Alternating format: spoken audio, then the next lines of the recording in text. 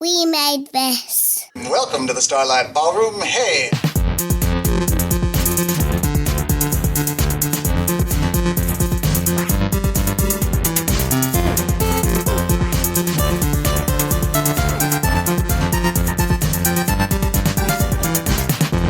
Hello and welcome to Shipwrecked and Comatose, the podcast about Red Dwarf here on the We Made This podcast network. We aren't doing very many specials between Series 8 and Back to Earth, but we're doing two. So this is one of two. Look at us actually doing what we were going to do in the first place, like Series 2 specials, but actually doing it this time. Yeah. I'm Mark Adams, I'm your host, and I'm already talking shit. With me at this time is Carl. Hello, Carl. Hello, Mark. Hello, Colin. How are you doing? All right. That's Colin. Yeah. I'm here as well.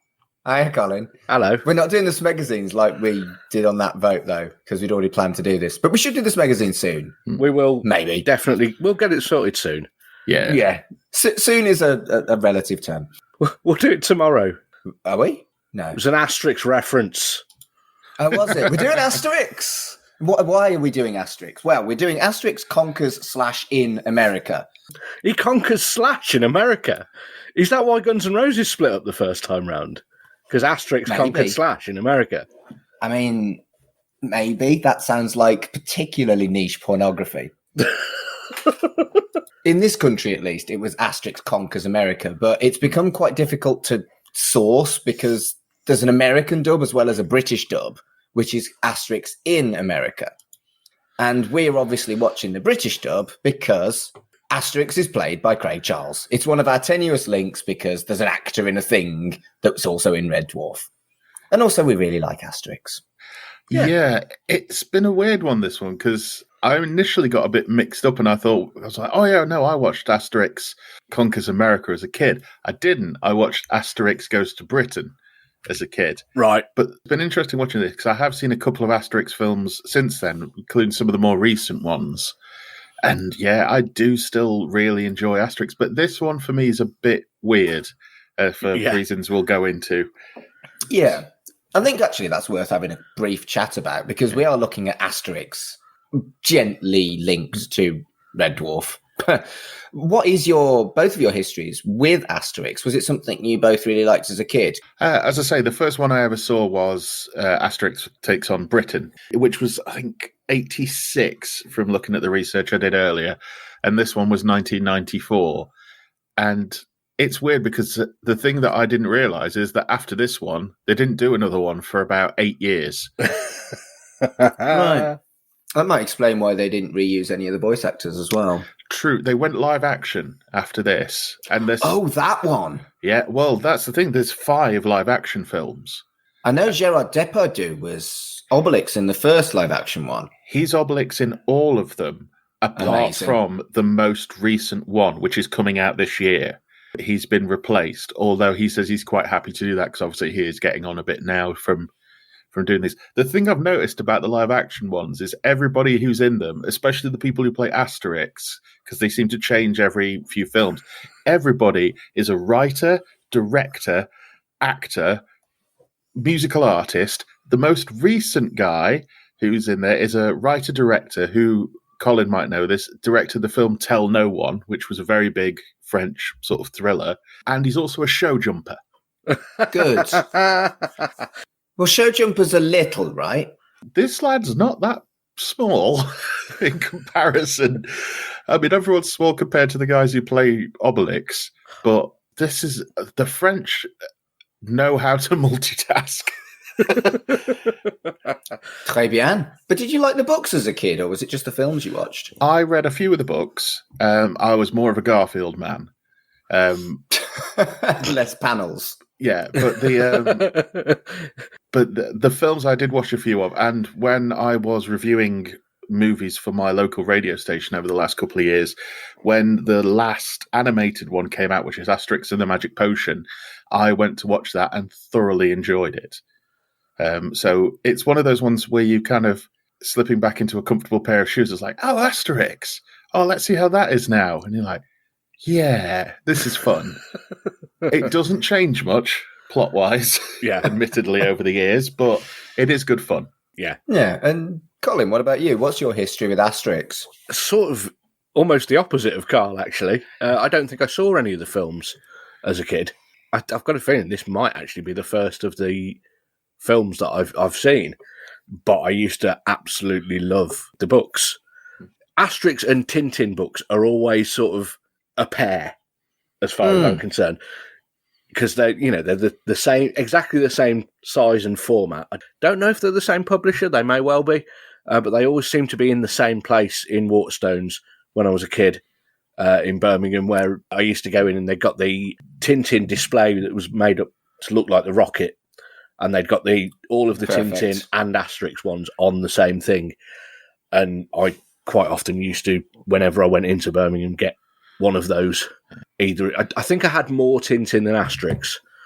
I think the Tintin cartoon was much bigger over here because there wasn't an Asterix like weekly cartoon show. It was always films, wasn't it? No, but Hergé's Adventures of Tintin was on every Saturday morning, wasn't it? Oh, yeah. It was. And the name Captain Haddock is still hilarious even now. It's a good name, Captain Haddock. So's Vital Statistics. My personal favourite is Geriatrics. But, yeah. We can go into the names a little bit. But yeah, me and my best mate James, when we were in middle school, used to just read Asterix and Tintin books all the time. I think by the time this came out, though, 94 was the year we'd started high school, and it's a middle school thing for me. I think we'd left it behind by that point. Right. But yeah, I also had the Sega Master System game, which I used to play absolutely loads, which I've played relatively recently because I've got it on my Raspberry Pi, got an emulation on there, and the music is still utterly, utterly terrible. I suspect that Cacophonics actually programmed the music. I can remember playing that when I was a kid, when my bedroom was right next to the bathroom, and my dad was trying to have a bath, and he could just hear this music going, which is just really, really bad. And I was playing it for ages, and he got really pissed off with me. He was like, "Can you turn it down?" That's just reminded me, actually. But every week, Xbox put out like their weekly sales, and I did see that they remastered Asterix and Obelix XXL, which is basically Streets of Rage with Asterix and Obelix. Amazing. And it's interesting you say Streets of Rage, because I was a Nintendo kid. I always would call it a Final Fight clone. Well, yeah, I mean, I could talk about Streets of Rage all day. Let's not. Yeah. Do another special on it. Yeah, I do love Final Fight, though. I wish there was another Final Fight, or someone tries to do with Final Fight what they've done with Streets of Rage. Yeah, remaster it. For me, it was a big thing as a kid, the Asterix books. I never saw any of the films like you, Colin, but the books were a huge deal for me. Every Thursday after school, my mum would take me and my brother to the library, and I would take that week's Asterix book back and get a new Asterix book. And I remember it getting to the point where I suddenly was running out of Asterix books, and then I ran out of Asterix books. I read them all, but there were a few in the back. You know how you do, where you look at other books available at the back.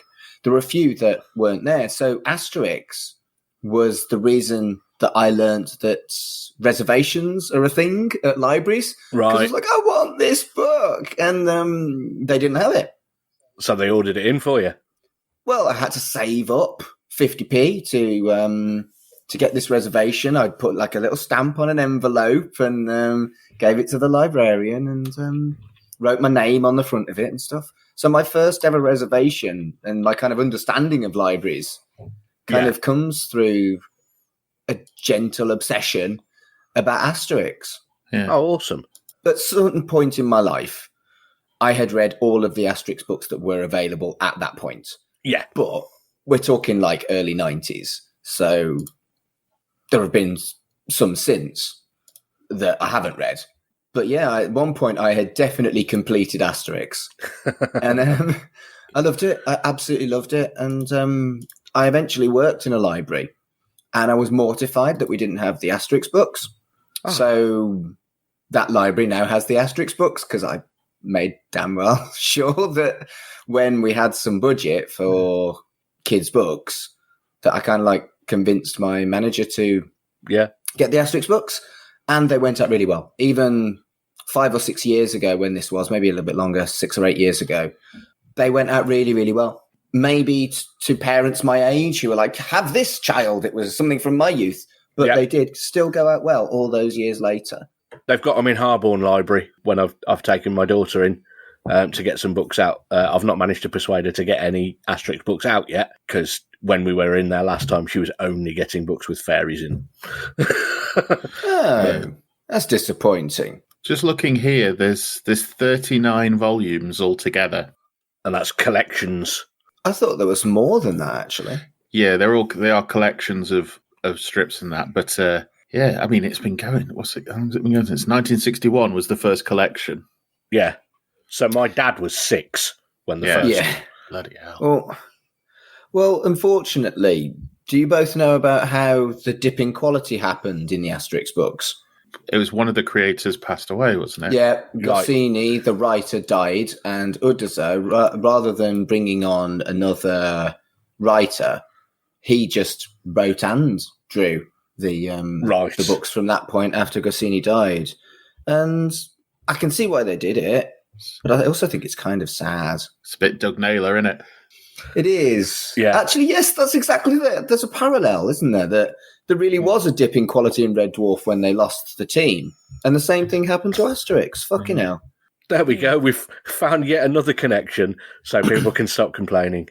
Tony. Let's hear that it got passed over to a new team in 2013. Oh, wow. I didn't know about that one. Yeah, they've been the team who've carried on since. Which will hopefully be people that grew up with. First time the story creation has been shared between two people since Goscinny died in 1977.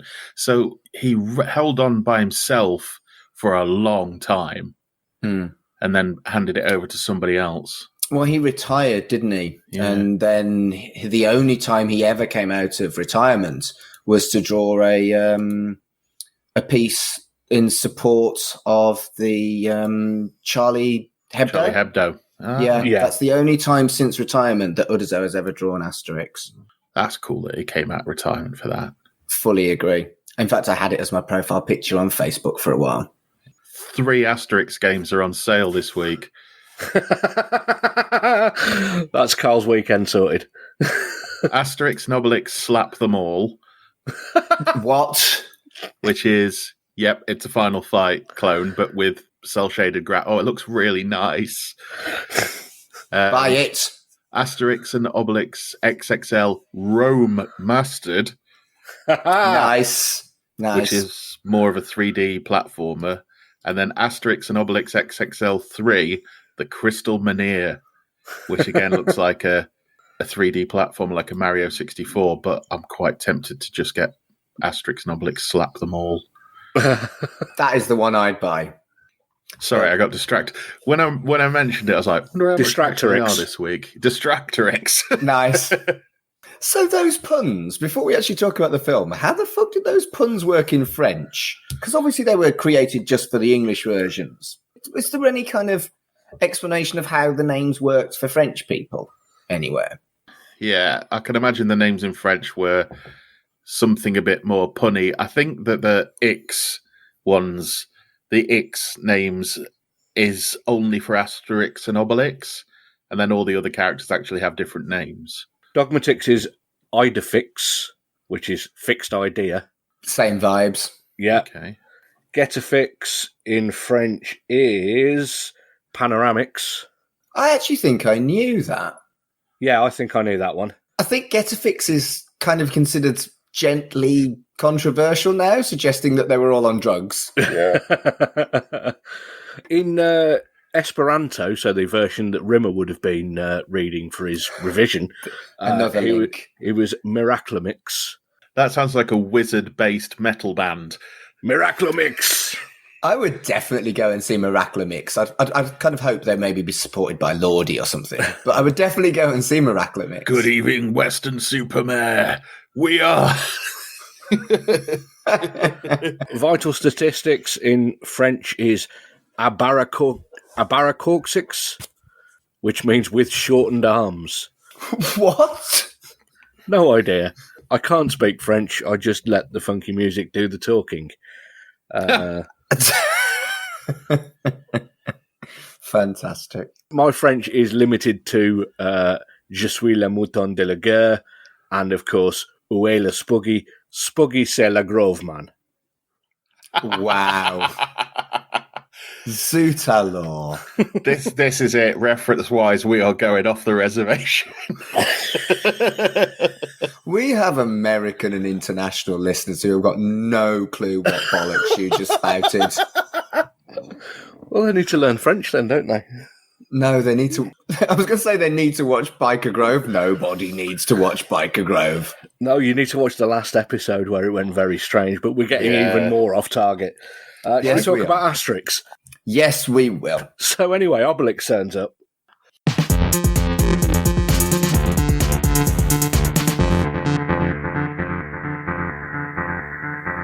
Asterix Conquers America was launched in Germany on the 29th of September 1994. We didn't get it in the UK until the 11th of August 1995, and it was released direct to VHS. And this is why I never watched it, because I was 16. I was too old for Asterix. This is the odd thing, is it's the first one that was actually made with English in mind first. Yes. So it's quite odd that we got it second, but I can imagine the market is like way bigger in mainland Europe than it is over here. They've got Park Asterix, haven't they? So that in France, it's big enough to have its own theme park. I wonder how far it is to get to Park Asterix. Live episode from Park Asterix. Oh. Park Asterix is actually very close to Paris, because you can have a holiday in Paris and go to Euro Disney and Park Asterix very easily, because I did when I was about 15. I would like to do that. That's awesome. At one point, Park Asterix had the European roller coaster record for number of loops with a, Really? it was 9 at the time. Smiler fucking kicks the absolute shit out of that now, but 9 loops at the time was batshit. And I remember going on it, and that was the ride that my brother cried because he was too short to get on it, and I cried because I got on it. Came off it and I was like, oh, that was too rough. I'd love to go on it again and see how much of a bone shaker it is. I bet it's fucking shit these days. It's like the one in Great Yarmouth, which is the world's biggest wooden roller coaster. Oh, I love wooden roller coasters. There's one called Megaphobia in Oakwood near Tenby, and it's brilliant. So this one's the biggest wooden one in Europe. Yeah, I've been on it a few times, and it's still standing today. And I actually found a video of it to show my mates, and the wood is green, like Swamp Thing green. I don't want to go on that. I'll stick with a Wicker Man. It's probably a bit more risky than some of the big ones. Do you want to go on this one that's been built in last year? I don't know. It doesn't seem that scary. Do you want to go on this one that's 100 years old and looks like it could fall apart at any minute? Yeah, I'll go there. Moving on, we'll talk about the cast of Asterix Conquers America rather than roller coasters. There's some interesting ones. Obviously, we've got Craig Charles, who in 1994 had done basically series 1 to 6 of Red Dwarf at that point. Yeah. And other actors of note are Geoffrey Bayldon, who was Catweasel and was also a Sublime Doctor Who for Big Finish. Rabies from Maid Marian and Her Merry Men was Obelix. Howard Lew Lewis, yeah. Yeah, Rabies. He's so good as Obelix. Yes, he is. He really, really is. I think he is a better Obelix than Craig Charles is an Asterix. Oh, yeah. That's probably fair. Yeah. Craig Charles is, while he does a decent enough performance in this, he just stands out like a sore thumb. Well, it is a bit weird that a Gaul, therefore French person, has got a Scouse accent. This is the thing that didn't confuse me, but takes me out of it, is in Asterix Does Britain, I believe it's Bill Oddie who's Asterix, but he at least, puts on a French affectation in his voice. Craig Charles doesn't do that. I don't want to hear Craig Charles try and do a French voice, though. I don't think that would work.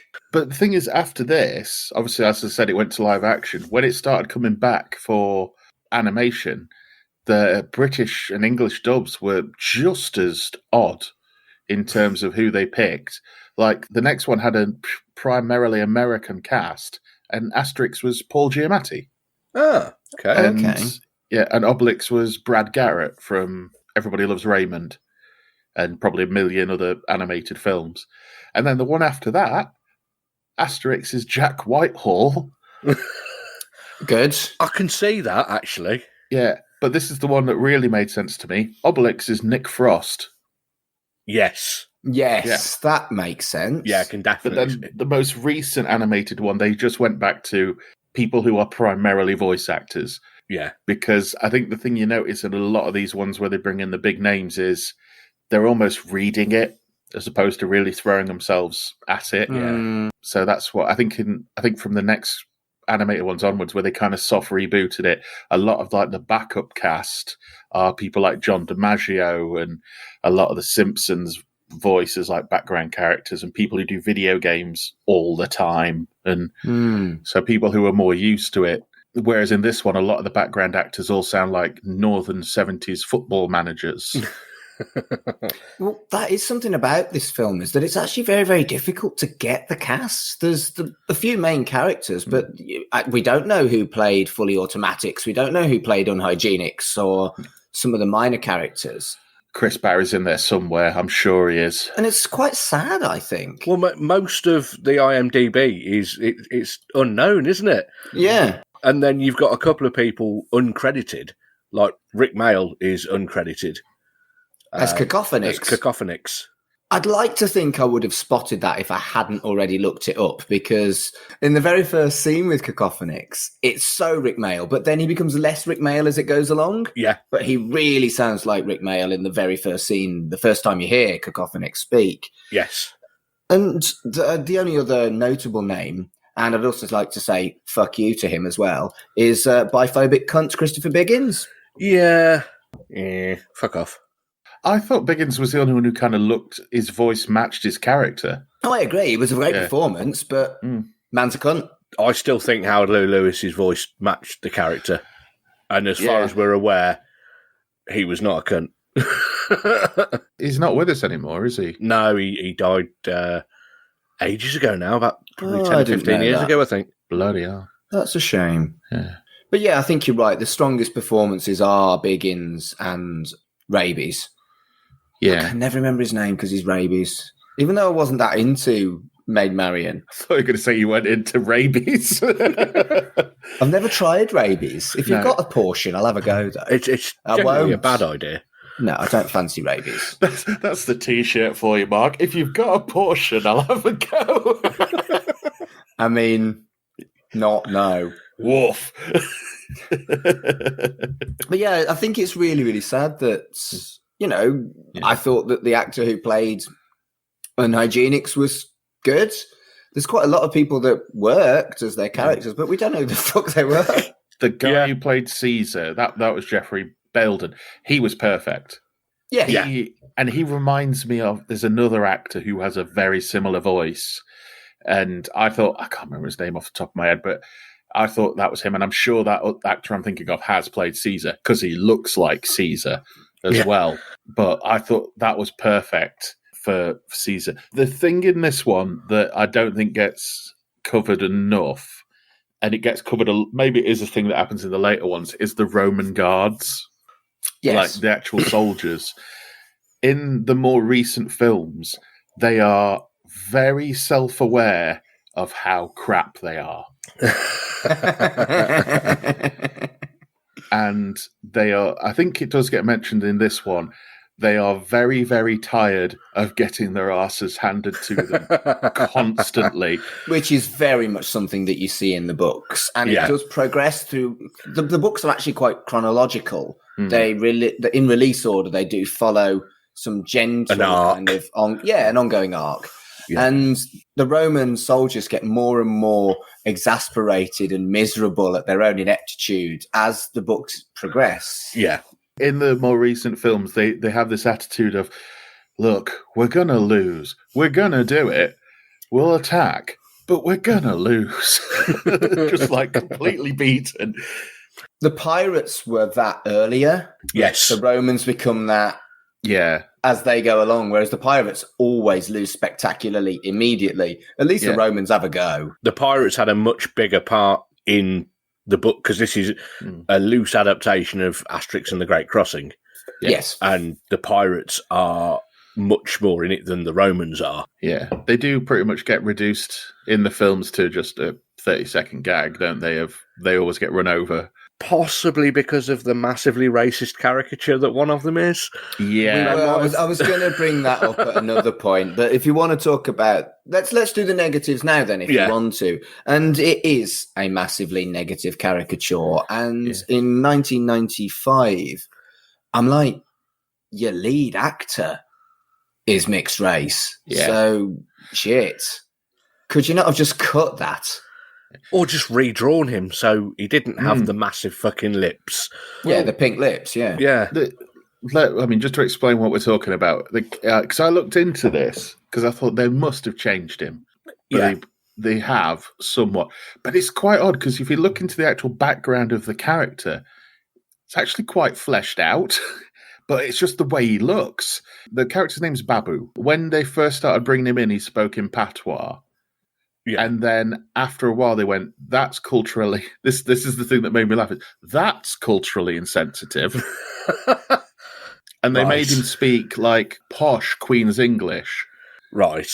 But they didn't bother to redraw him. And like you say, the way they've drawn him is almost Robinson's Jam Man. Well, Robinson's Jam Man levels of unacceptable. But the actual character they actually portray him in the books apparently as quite intelligent. He's got a cousin who's a centurion, and in one of the later animated films, you meet his other cousin, who's like, I can't remember what it is, but his name is Flat Earther. FALTURTHA. Flat Earther.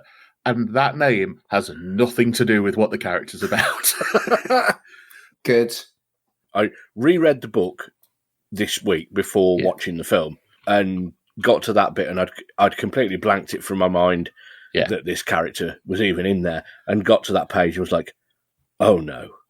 Yeah. And then I was like, I'm sure he won't be in the film. Then I was watching it and it was like, oh right, he looks absolutely identical in the film. They've not changed him even slightly. In 1994. I know. As well. Yeah. And it's a shame because I frigging love the pirates. Yeah. I really do. The thing that made me interested is they're actually a parody of something else. Okay. Is it a French parody we won't get, though? It's a parody of another comic strip. Right. Of a French comic strip. I'm just looking it up here. Yes, the main pirates are based on a Belgian comic series called Barbe Rouge, which is about a group of pirates. But the thing is now that has completely overtaken the original comic is Asterix. It's just like people don't think of the original thing now because of what's happened. Yeah. Well, the same thing with Hello, isn't it? That there was a very serious TV show with similar plot lines about stolen paintings and hiding British airmen. And that's been completely superseded by Hello, the parody. I couldn't tell you the name of that programme. I didn't even know there was one. Yep. No. I've just looked up to see if it's Baba, this character's name, if Baba is redrawn for the more recent ones. And the first thing that's immediately actually come up is a Asterix figurine. And he looks like he's got big red lips, like lipstick red lips. Oh. And he kind of looks like a spitting image puppet of Mike Tyson. Facially, it's really weird. But they haven't changed him at all. It's really odd. That's disappointing. Yeah. Secret really Army. I've just looked it up. That was what Hello parodied. And apparently Secret Army was very, very cool, very, very tense. And the plot lines that they use in Hello was all the same plot lines, but made for the lols. I quite like that idea, that they completely got it from something else and just made it a spoof version. Mm. Yeah, they've never changed his design. That's ridiculous. Particularly when there's new ones still being made this decade. That's bizarre. I mean, but you can't do that with a black actor in the live action stuff. So if the character's in that, it will at least not be awful. He's definitely in one of the live action films. Thing is with the live action films is they make them look very comic-y. Like if you've got red hair, you have got super bright red hair. So his most recent appearance in the books was The Daughter of Vercingetorix, which came out in October 2019. So, yeah. Yeah, he's in the films as well. Yeah. Fucking hell. Anyway, sorry. Completely. Derailed. But yes, he's not, unfortunately, the only racial stereotype either. Yeah. The Native Americans gibberish becoming the song Ginganguli, I didn't like either, because Ginganguli is Swedish. Scouts. Oh, is it? Yeah. You couldn't have said two different words then when you both said it. They both started with... And one of you's a scoutmaster. I know. Well, yes, so that's why I know. Yeah, it originated with a Swedish song that was taken on by the Swedish Scouts, and then it came over to Britain maybe 20 years later, and has become very much associated with the Scouts, which is obviously where they got it from. Yeah. But it's Swedish. It is very, very, very, very far from Native American. Yeah. I suppose it wouldn't have been that much of a great crossing if they went to Sweden, though, would it? Well, to be fair, they did it in about, a day, was it? About 24 hours their trip took. It's very impressive. It would have taken about 3 weeks at the time, at the absolute quickest. The thing that got me about this was, I don't know if you two noticed, but the Native American, they actually put in a thing where they said they prefer to be called Native Americans. Yes. Yes. He doesn't call them Indians either, does he? He calls them Indisons. Yeah. Because he just... And what's the other thing? Oh, all their dialogue is places. Yeah, it's places that are named from Native American languages, but they're all obviously with the way that they're spread with different tribes across the USA and Canada. A lot of them have completely different languages anyway. Yeah. So they're all mashed up together. But yeah, they're saying like Manitoba, Minnesota, Miami is one of the sentences that someone says. It just reminded me, Mark might know this, but I don't know if you like Colin. There was a wrestler called Curryman. I remember Curryman, played by Christopher Daniels. Christopher Daniels. He's Christopher Daniels in a mask. He's been doing the character in Japan for years, and he never really spoke. And then they decided to do it on American TV.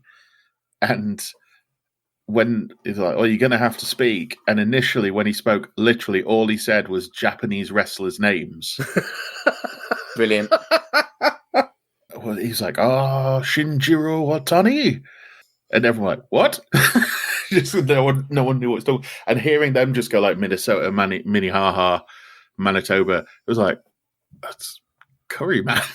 It was just, That I didn't think was particularly grim. And I did like that Get a Fix acknowledged that they prefer to be called Native Americans. It was at least nudging towards having a fucking clue. Yeah. But then they ruined it with a joke about an Indian rope trick. Yeah. India as in India. the wrong India, yeah. Yeah. Which is why they were originally called Indians, because idiots thought they'd sailed all the way around the world to India. Oh, no, I didn't know that. Yeah. Yeah, there's a big surge in people calling Columbus an idiot because he went to America but thought he was in India, and that's why he called them the Indians. Good grief. Yeah. Oh, I didn't know that. I still think it's quite odd because... It's odd, but we oddly historically accurate.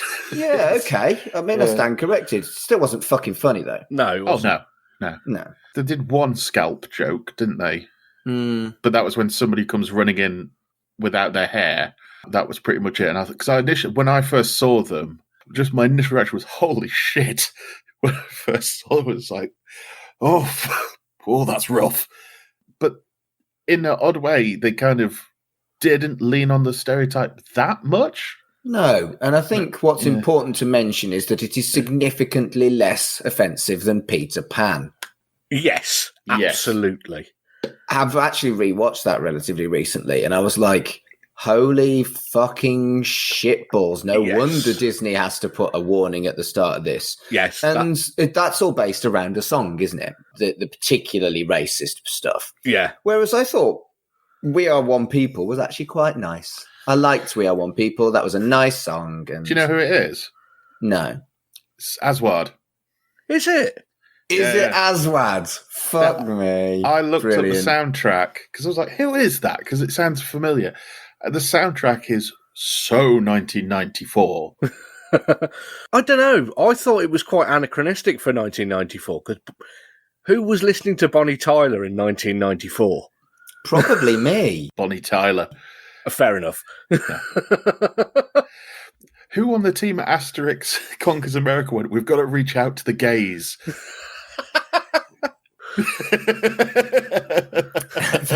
I've realised that this is a audio medium. I raised my eyebrow at that point, and that's why he laughed. Although... The gays that like Aswad. Yeah. Well, there's Aswad, Dr. Alban, big Nice. in Europe, not so much in UK after It's My Life. Well, yeah, I was going to say, It's My Life. It was them, wasn't it? Yeah, good. Bonnie Tyler. Right Said Fred. Right Said Fred. Fuck Right Said Fred. Yes. Oh, yeah, absolutely. But they had that Hasselhoff thing. I don't think it's still the case, but during the 90s, massive in mainland Europe. Well, they were massive in the UK at the time. Yeah. That was probably quite a bit of a get for them. Yeah. It was like, oh, we got Right Said Fred. Dr. Alban was probably coming off of it. But they were probably just a Hadaway away from it being... Nice. Yeah. And Bonnie Tyler, I mean, she's an evergreen. I mean, they still picked her for Eurovision a few years ago. Yeah, she came did she come dead last? But but still. I did hate that Right Said Fred was at the end. I can't... Bellends. I just can't separate the art from the artist when it comes to cunts who are anti-vaxxers. Yeah. So, you know. It's a shame as well because they're actually... They did a lot of, fun stuff in the 90s. Yeah. Then they turned around to be massive pricks. Yeah. I wonder what Dr. Alban's doing right now. I was well into Aswad around about that sort of time. That was my first reggae phase. Yeah. You've had more than one reggae phase? Yeah, man. I haven't had any reggae phases. I was really into early 90s sort of pop reggae type stuff. And then later on, completely lost that when I was, in my just listening to metal sort of phase in the mid to late 90s. And then got Grand Theft Auto 3, which had the KJAR station. So the rest of the music on Grand Theft Auto 3 was all specially written by session musicians for the game, apart from the KJAR station, which was an album called Scientist Defeats the Evil Curse of the Vampires, which was a dub album that is utterly fantastic, and that got me into dub, and from there I've been into it ever since. As in Dub Be Good to Me? In the morning. That's not a dub record, though. Oh, no. I don't know. It's got dub influences in there. Oh, my God. What? Just looking up to see what Dr. Alban's doing now. Still releasing stuff. Released a single last year called Change, I Have a Dream. But in 2008, he released a duet called We Love the 90s with Hadaway. Fuck yeah. We love the 90s because that's when we could afford to pay our rent. Yeah. But, oh, God. That's the thing is sometimes when you go, I wonder what happened to half these people. They're still going. They're just happily plugging away. Yeah, when I was at uni in the early 2000s, I had a Norwegian flatmate, and her favourite music was all of the bands that had had one or two hits in the early 90s and had been forgotten about in the UK. She was into the stuff that they were still putting out 10 years later. So stuff like Wigfield and Ace of Base and Two Unlimited and stuff like that. Ace of Base had a mini resurgence when they released Beautiful Life, because that's an absolute banger. But this was later than that, I think. Did they get revealed to be massive Nazis? One of the band had a previous history in a far-right skinhead band, yes. Oh, God. Don't turn around because you're going to see my heart breaking. Which was done by Aswad first. Yeah. Yeah, it was done better by Ace of Base. Fucking wasn't. Nah, it wasn't. I heard it for the first time ever on Top of the Pops the other day. I hadn't, or if I'd have heard it at the time, I hadn't remembered it. And no, their version's fucking terrible. Yeah. Yeah, as well as still, because my nephew is a drum and bass and dub DJ. Yeah. Isn't he like a relatively high-profile one? He's doing all right for himself. Yeah, I'm really proud of him. But I got him tickets once to see Aswad, and he was so happy. And he knows one of them, which I'm pretty sure he knows one of them. And he's like, "Oh, I could have asked him for tickets." Like, shut up, accept your present, be grateful.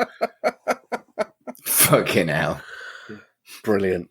We've tangented again. This is the most tangenty episode I think I've been on. It's all been vaguely relevant tangentiness. Has it? That's why it's on the soundtrack. Like you said, the song that's on the soundtrack, it is a lovely, like, sing-songy with a positive message to it. Did you say who did the score, though? Harold Faltermeyer. Axel F. Axel F. and Top Gun anthem, Harold Faltermeyer. Axel F, was that the one with the frog? Kill him. Kill him. Later, it was covered by Crazy Frog, yes. Yeah. But it was originally a very influential piece of electronic music from the Beverly Hills Cop song. Oh, yeah, the Crazy Frog song. I love Beverly Hills Cop, but Crazy Frog in it. Ding. I'm just going to mute Mark's microphone on the recording. I mean, it was a lead credit going into the film as well, wasn't it? Before, like, Craig Charles or any of the names, it was scored by Harold Faltermeyer. Yeah. Ding. Right, okay. I will make your cat love me and take her away. Remove participant. Yeah, this is the thing. I mean, this shows that this one is them, like, pushing, like, let's get Asterix to break America. Or maybe even conquer America. Yeah, well, this is the thing. It's like, it's about the Americans. It's got a relatively-ish high-profile soundtrack. It's got Harold Faltermeyer on it. Ding. And it's more of a Disney format sort of thing with the songs than a lot of the earlier Asterix films as well. Yeah, you could definitely see the Aswad song, the We Are One People, fitting very, very well into a Disney film. Yeah, like I said, in the early 90s, there was that weird phase of, like, world music in, like, 91 through to about 94. It's like, all that kind of stuff. Yeah. I saw Yothu Yindi at Glastonbury in 1997. They were well good. That's the most hippie thing I've ever heard you say. What? Sorry. I'm pretty fucking hippie. I'm veggie, and I'm all kind of like don't test animals-y and all that shit. You'd still got long hair at that point, hadn't you? Yes, I don't have long hair now, or any. No, well, at least not on my head. Yeah, but it was, wasn't it? Early 90s, like, world music was a thing. I'm going to listen to some Yothu Yindi when we're done. Better than Crazy Frog. That's an improvement. Yeah. And Enigma. Better than Enigma. So we have gone horribly out of order, but at the very start, it starts with when we talked about the accents, how the Frenchman sounds Liverpudlian, but at the start of it, the Italians sound very Italian, very stereotypically Italian. Yeah, and it's like, get it right. Either just have them all American or all British, or just I don't know. I guess it's quite a tough decision to make on it, really, isn't it? I can imagine as well that what they did is all the main casts who are predominantly English, or the cast that cost money, were probably recorded in England. Yeah. And then all the makeup parts were, I'm guessing, people who worked on it, which is why probably a lot of them are uncredited. Yeah, maybe. And they just went doing Italian and like, Mamma Mia. Rick Mayall he was one of the illustrators, and that's why he's uncredited on it. Maybe. I wonder why he took his name off it. It wasn't really Rick Mayall's greatest performance, to be honest with you. No, it wasn't. So weirdly, and maybe this is just me, but because the Roman Empire was basically Roman, I'm trying to explain this, and I'm doing it really badly, but it took me a few seconds. I was like, oh shit, yeah, Rome is in Italy. Because it wasn't the Italian Empire, was it? It was the Roman Empire. And I heard these Italian stereotypes, and I was like, oh yeah, they probably did sound like this. No, they didn't, because that's a horrible, horrible stereotype. Even in this, I've never seen a depiction of Caesar where Caesar's like, Mamma mia, a tu brute. You know, it wasn't Toast of London. Yeah. But no, it was, I don't know why it felt weird that the characters that were Italian had the Mario accents. Even Mario doesn't have the Mario accent in the latest film. Not really, no. He does on the advert at the start. Thing is, though, they were like, well, he's not doing the Mario voice. Like, can you imagine the backlash if he did the Mario voice? I liked the Mario film. It was fun. I loved it. As did I. It was brilliant. Moving on. So this really did bring me back to how the books felt as a kid, the vibe, the kind of slapstick and everything about it. I really thought that they got that right. It felt like the cartoon matched the comic. Yes. It felt like they got that right, which is actually quite an achievement, I thought. It's a very direct adaptation. Tonally it is. Yes. They changed a lot in the story. I think this is the thing is 1994 we're still in the process of like, comic book, we can't adapt all of it because it's going to be for kids and kids are going to want a lot less plot. Yeah. Which is what we got here. The plot's fairly threadbare. Yeah. Like we've said before. But because this is the thing, I got to the point where it's like there's only 10 minutes left and there's still got to be like some kind of great battle. And it's over. Which is kind of in telling with the stories is that it's over very quickly. Yeah. But that's what happens with the Gauls is they take a sip of the magic potion, speed, and roids mixed with speeds with a drop of Vimto. I mean, they got a fix, didn't they? Exactly. Yes. Well, this is the thing in the last animated film. It's Getafix tries to hand it over to somebody else because he's been brewing the potion for years and years, and he tries to find another druid to hand it over to, and it's actually quite touching in places. The people he goes to hand it over, it's really good, but it's an odd one because I didn't think Craig Charles talked that much in this film. He's not prominent, but that might be because Obelix has always been my favourite. I've always preferred Obelix to Asterix anyway. Yeah. Yep, I did too, as a kid. It feels like an Obelix story as well. Yeah. He falls in... Does he fall in love? I think he falls in love. He kind of falls in love. Yeah. With Minnie Hoo-Ha. Great name. Yeah. I really thought you'd snicker at that, Mark, and I'm very proud of you that you didn't. I snickered inside. Yeah.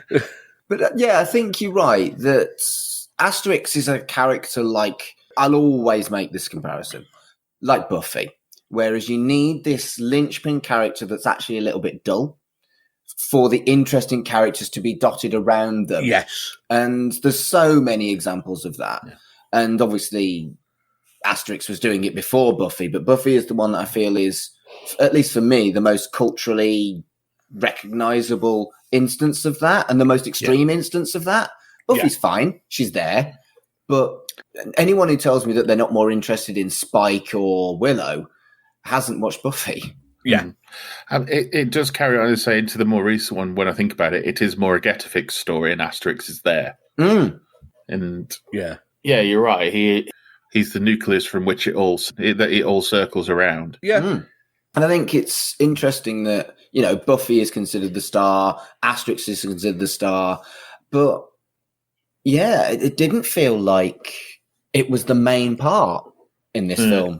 And still, he was the highest billing because it's the main character by name, at least. If you think about it, and this is the case with a lot of the Gauls, is he's a normal man until he has his potion. Obelix is the superhero, and he's more colourful as a character in terms of just how he looks with the big stripy trousers. Like, one year I will pull off Obelix for Halloween. Amazing. Who will be dressed as Obelix when you pull him off? Lol. Mini hoo-ha. Huge trousers up to the nipples and a wig. Yeah, that would be a strong look for you, Carl. Damn right. It doesn't have to be Halloween. Do it every day. No. Well, how would you make your menhir? Would you like polystyrene menhir? So for me, fancy dress is always about the props. A polystyrene menhir is basically winning at props. I'd manage it. I think I'd get like a Wendy's wig. This is the thing, is the helmet can be tiny because on Obelix it's tiny. Yeah, he has got a tiny helmet. Yeah. And then, I don't know, get a toy dog, dress somebody else up like a dog. Colin made a knob gag and we both giggled like children. I mean, Colin's got more of the beard for... Oh, no, Obelix hasn't got a beard. He hasn't got a beard. I did notice that the other day. Very few of them have beards. They've nearly all got a moustache. And some good ones as well. Oh, yes. Particularly long moustaches. Getafix is one of the only ones that has got a beard. And that's what makes him a druid, yeah. Yeah. Yeah. I mean, I could pull off a Getafix outfit, Colin. We should, right? Do you want to be Asterix because you're little? So we've got our fucking goals here. That's got to be Matt Latham. No, Matt Latham can be vital statistics. Who would Kurt be? Geriatrics. Dress Pasha up as Dogmatics and she'll hate every second. Tash. I want to be vital statistics. But who would we have as Asterix? You're the littlest. Carried around on a shield everywhere. Elodie. Yeah. Elodie could be Asterix. Yeah, see. That'd be hilarious. Just tiny galls surrounded by massive galls. Oh dear. Yeah, so with what Carl was saying about how they'd sort of simplified it, going, it's got to be a kid's film and kids have got to be into it. She wasn't. She got bored after about half an hour. Really? Did she? Yeah. That's a shame. It didn't seem to hold up well enough to hold the interest of today's nearly 7-year-olds. I'd be interested to show her the most recent one. Yes, I probably will do that. That's written definitely more to catch today's kids' attention. Yeah. And it's a lot funnier as well. Yeah. I think so anyway. Yeah. The only other thing I've got in my notes is another reference to a low. That's the British slaves in the galley. Yes. Sounded like the airmen from a low. There probably were. It was the Cambridge and Oxford boat race, wasn't it, that they were parodying? Yeah, it was brilliant. It was. And he's trying to wind them up against each other, but they're far too polite for that. Yeah. In the Asterix Conquered Britain, they all talk like that. Yeah. And it's very, they all talk like the airmen from LOLO. The thing I liked, and I mentioned this before at the start, is I think it's mostly the Gauls. Everybody sounds like Brian Clough or various late 70s, early 80s Northern football managers. Yeah, Vital Statistics' voice. I'm sure I recognise it, but he's uncredited. Yeah. There's somebody, I kind of had it on in the background, and I looked up, I was like, that is Chris Barry. And I wouldn't be shocked if he's done like an uncredited appearance on it. Yeah. Because, I mean, he's Chris Barry. He was voiceover for most of the 90s. It's like, I can't imagine Rob Brydon would turn up in one. Yeah. Yeah, one of the later ones, definitely. Yeah. So the only other bits I've got in my notes that we haven't mentioned yet, there is an excellent bit of dog cannibalism while they're sitting around eating with the Native Americans, and one of the Native Americans tells Obelix that it's dog that they're eating. Yeah. And Dogmatics just looks up and then just continues eating. Well up for a bit of dog cannibalism, or any cannibalism is always good. Good. There's the bit where the medicine man drugs them. Oh God, yeah, that's a weird bit. Getafix says, "Oh no, he slipped as a Mickey." Yeah, I noticed that. Yeah, yeah, that's quite adult, isn't it? A, it's quite adult, but B, for a film that came out in 1994, that's a really weird phrase to use, because that's a phrase that was from... I'd not heard heard it before. I knew what it meant. You could infer from what he's saying. So I looked it up, and it's a phrase that was mainly used in the sort of 1915-ish through to the 1950s. There was a bartender in Chicago called Mickey Finn who was notorious for drugging people when they came into his bar. And he was so well known for it that this became a phrase used throughout the Western world. I think he carried on working in a bar for some fucking reason. That's quite grim. Yeah. Also, and this just could be me, but when they first meet the Native Americans, well, the first people they meet, the first living things they meet are turkeys. Yeah. Gobble gobbles. Gobbles. But at one point, Obelix, when he's trying to communicate with Minnie Hoo-Ha, leans in and goes, gobble gobble? I don't think that was meant to be rude.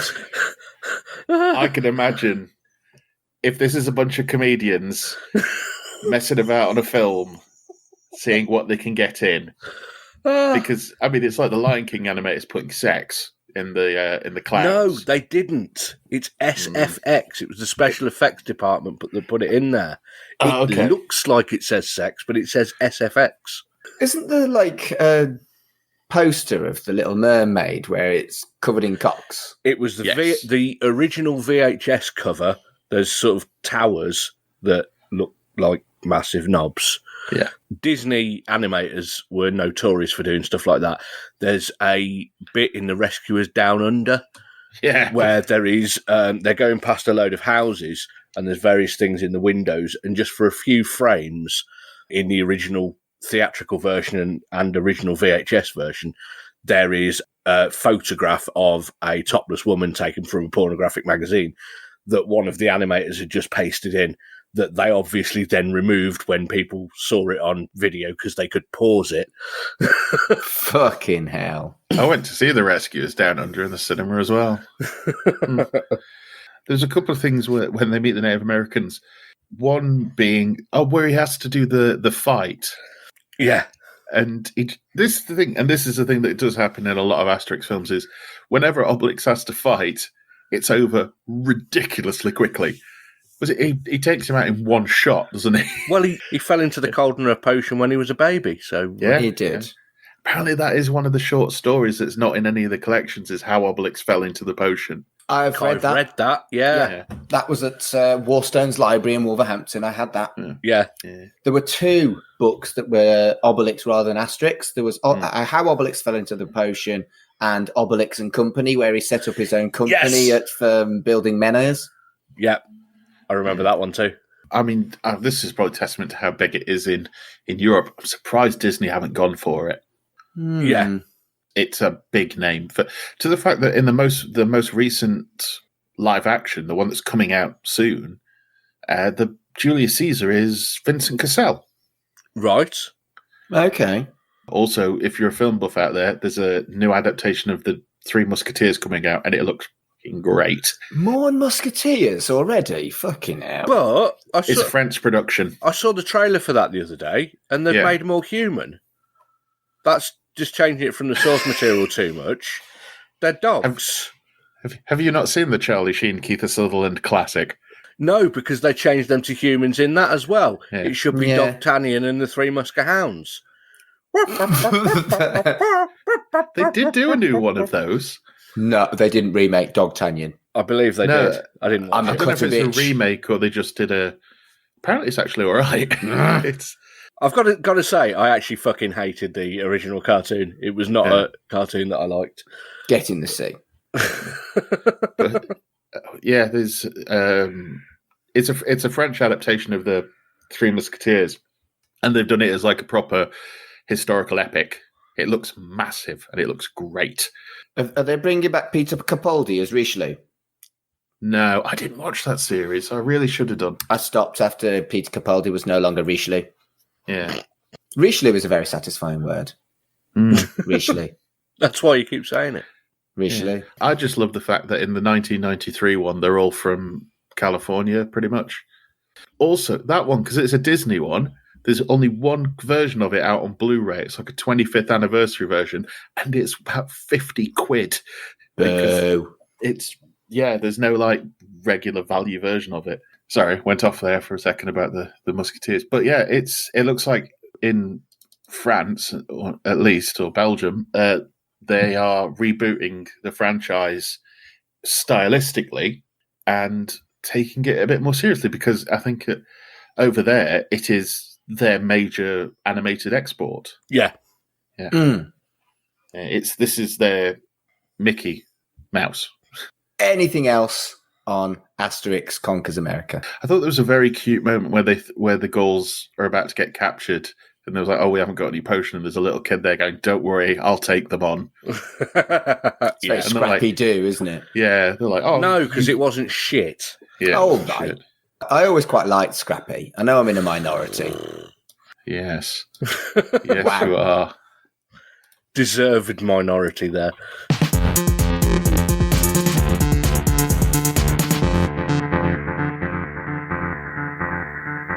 Right, that was lots of fun, even if we kind of mostly talked about random shit. Yay, specials. Colin, where can people find you on the internet? So I've got 2 other podcasts, We Dig Music and Free With This Month's Issue, where We Dig Music, me and my co-hosts, Tracy and Ian, choose a different year each month and then choose our 10 favourite songs each and then fight over them. Free With This Month's Issue is me, Ian, and a different guest each month listening to old free CDs from Kerrang, Metal Hammer, Melody Maker, Enemy, that kind of thing. You can find both of them by searching for them. You're listening to podcasts now. You know how to do it. They're also on the We Made This network. We Made This network, like we are currently on. And you can find them on weedingpodcast.com. Other than that, you can find me on Twitter at MogwaiFearSatan. Carl, where can people find you on the internet? There's not that many places at the moment. I am currently at allmylinks.com/Mr. Carl. I'm actually, as we said, because I realised I am 15 years into the podcast game, working on a kind of archive of what I've done, because I've done quite a few podcasts over the years, but I realised that none of them are actually online. The Museum of Carl. Yeah, so using like the archive.org website, I am going to put up some like best ofs, but I need to sit down and edit them. And finally, I've had an idea for something which I'm keeping under my hat for now. But as soon as I come out with it, I will let everybody know. Interesting. If you're looking for me, I am at MarkAdamsHC on Twitter and Instagram. I don't really bother with Instagram because it's like Twitter on hard mode, as we know. And I'm only doing one other podcast at the moment, and I've only been doing one other podcast for about a year now. And that's Chucky Vision, which is the podcast on the We Made This Podcast network about Chucky and Child's Play and Chucky adjacent shit. You know how like I do dumbass specials with a very, very tenuous link to Red Dwarf on this? Really? Well, I do that with tenuous links to Chucky. And we looked at Heartstopper recently, which is really fucking tenuous. But I don't care, because Heartstopper was fucking lovely. Listen to Chucky Vision. It's good. Colin and I want to congratulate you, Mark, on curbing your podcast addiction down to just 2 podcasts. It's been literally 18 months since I've had another podcast, Carl. Colin's got more podcasts than me. That is true.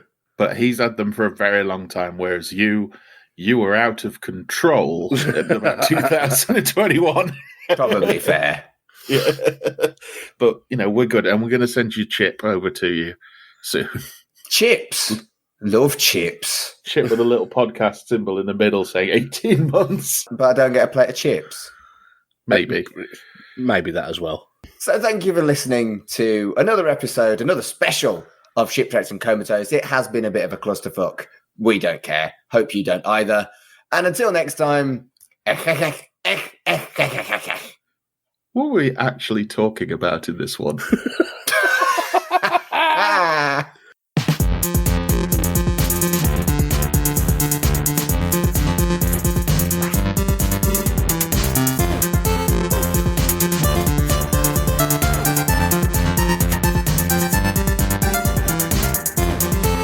Shipwrecked and Comatose, a Red Dwarf podcast, was created and produced by Mark Adams and Kurt North.